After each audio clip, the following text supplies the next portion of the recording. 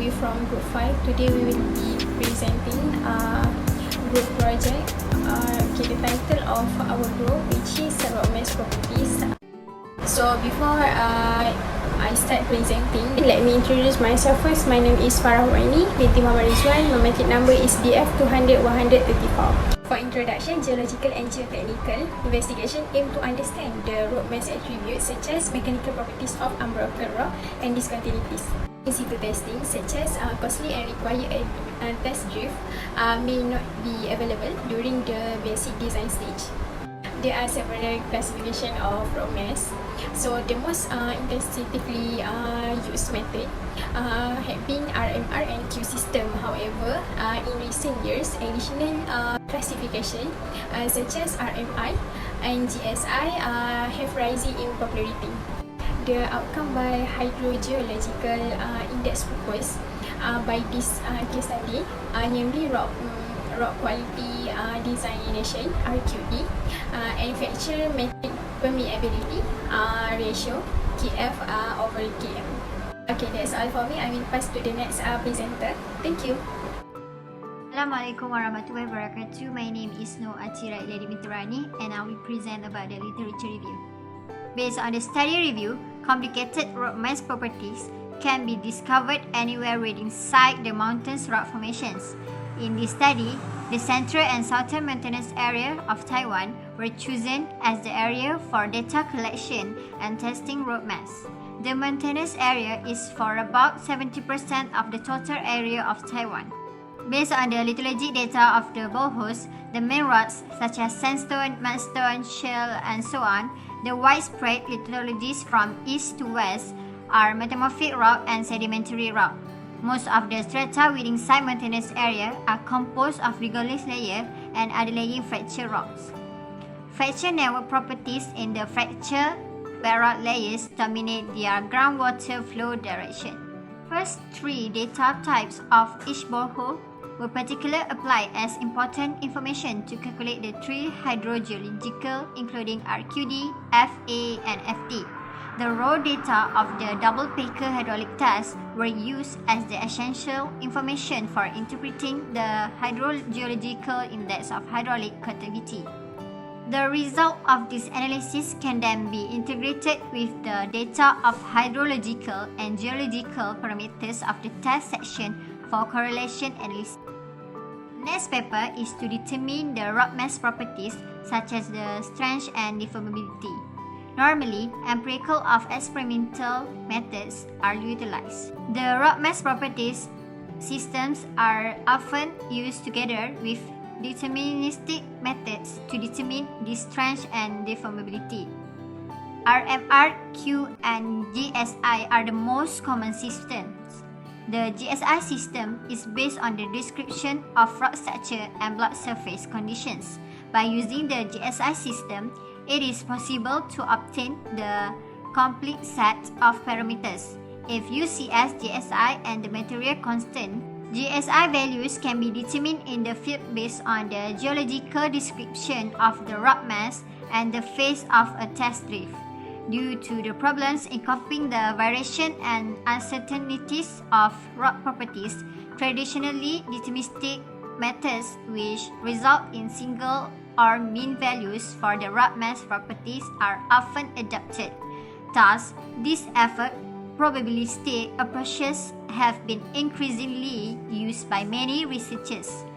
The purpose of this paper is to present the use of probabilistic approach incorporating the uncertainties of the rock mass properties.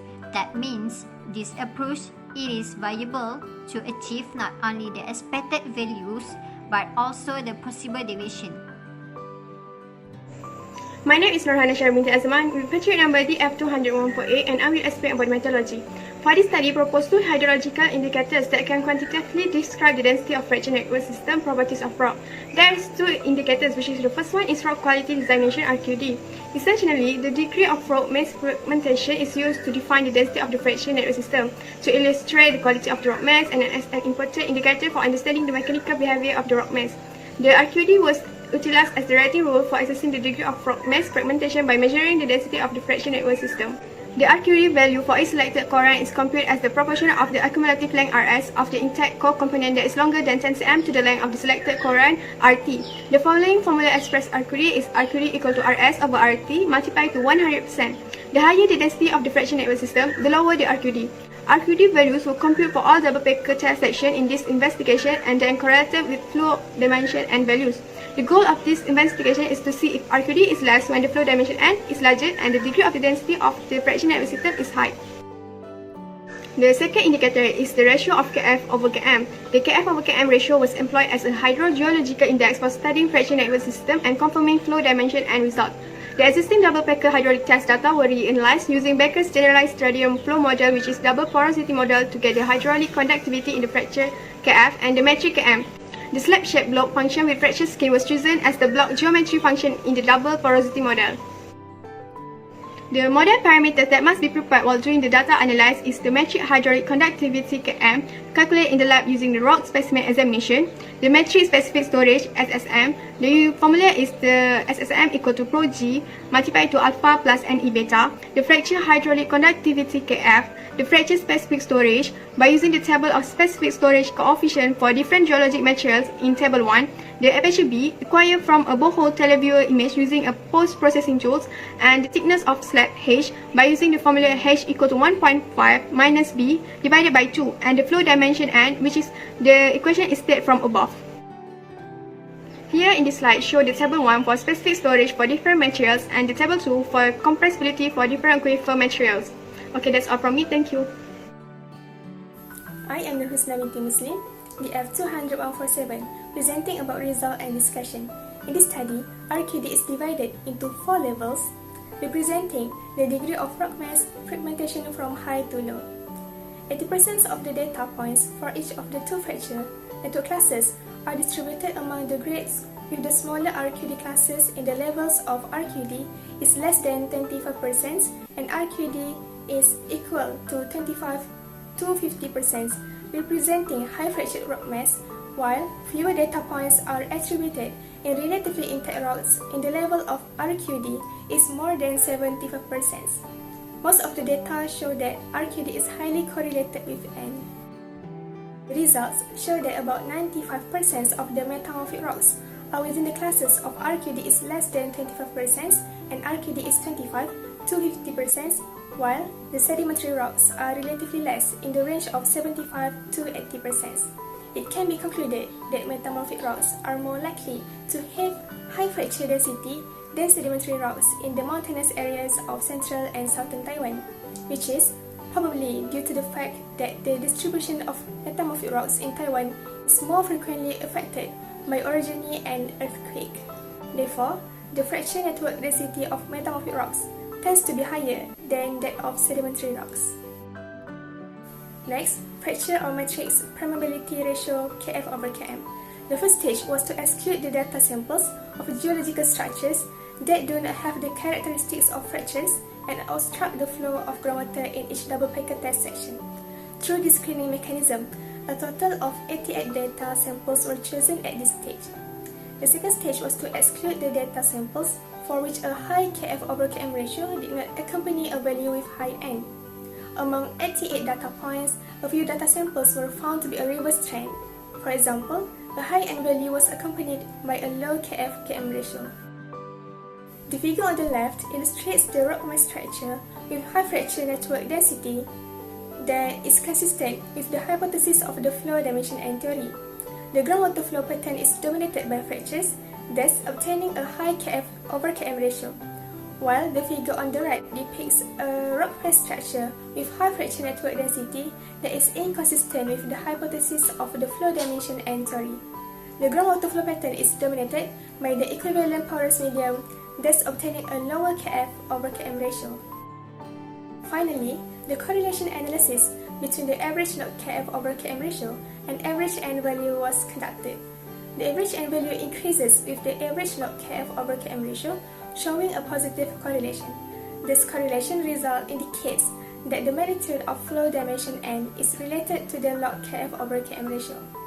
This result can be used to interpret whether the fractured rock mass structure is the structure where the fractures dominate the groundwater flow.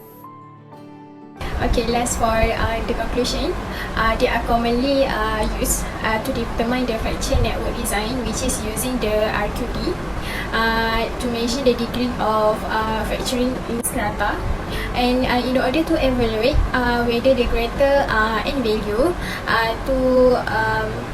in order to evaluate whether the greater N value, which is higher fracture network design, and the higher of the permeability ratio, which is KF over KM, we use the flow dimension, which is N, and the permeability ratio, which is KF over KM. The finding that we discussed in discussion before show that the higher of the N value, which is come from fracture network design, the lower the RQE, and the highest of the permeability ratio, which is KF over KM. Finally, the metamorphic rock in the southern and the central Taiwan have a larger possibility of having high permeability ratio than the sedimentary rocks. According to the result of the permeability ratio, which is KF over KM, in other words, metamorphic rock are broken in the comparison to the sedimentary rock, and the crack dominate groundwater movement. So that's all from us. Thank you.